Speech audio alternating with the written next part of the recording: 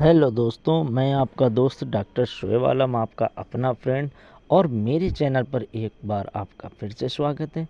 और वीडियो ज़रूर देर से आई है दोस्तों, पर परेशान ना होना। वीडियो क्यों देर से आया ये सब आपको मैं बताऊंगा, बट इससे पहले आप हमारी वीडियो को ज़रूर देखें। आज मैं आपको बताने जा रहा हूँ कि निमलाइज़र मशीन कैसे यूज़ होती है और निमलाइज कैसे किया जाता है। जैसे कि आम भाषा में उसको बोला जाता है भाप लगाना। तो मैं आपको दिखा रहा हूँ भाप कैसे लगाई जाती है, उसमें क्या क्या डाला जाता है। ठीक है, ये क्या क्या एम्पुल होते हैं और ये किसको किसको लगाई जाती है भाप, और क्यों लगाई जाती है, और इसके लगाने से फ़ायदे क्या होते हैं और नुकसान क्या होते हैं, ये सब मैं आपको बताऊंगा।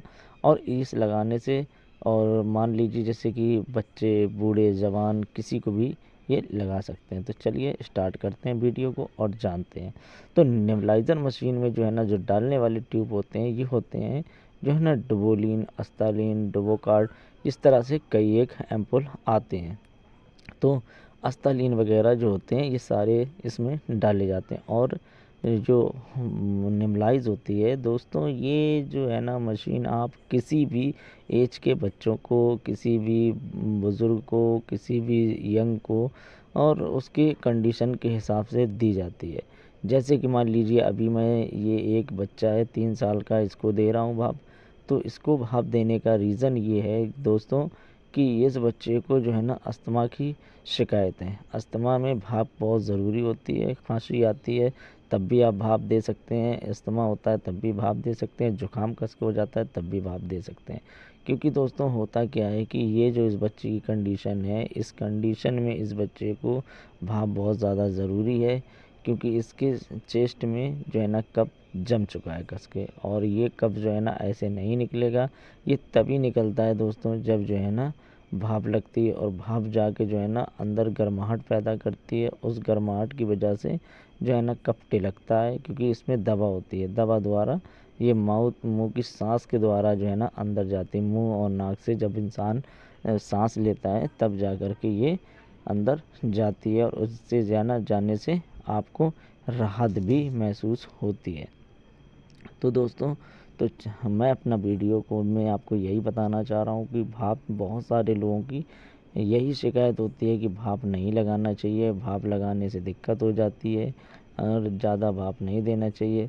तो ये बात बिल्कुल सही है कि ज़्यादा भाप नहीं देना चाहिए, हमेशा कंडीशन के अकॉर्डिंग ही देना चाहिए। ठीक है दोस्तों, जैसे मान लीजिए कि आज आप इस बच्चे को जो मैं भाप दे रहा हूँ दोस्तों, इसकी कंडीशन अस्थमा वाली है। ठीक है, तो इसको कंडीशन में भाप आप दे सकते हैं, और बहुत ही ज़रूरी है, महत्वपूर्ण है भाप देना।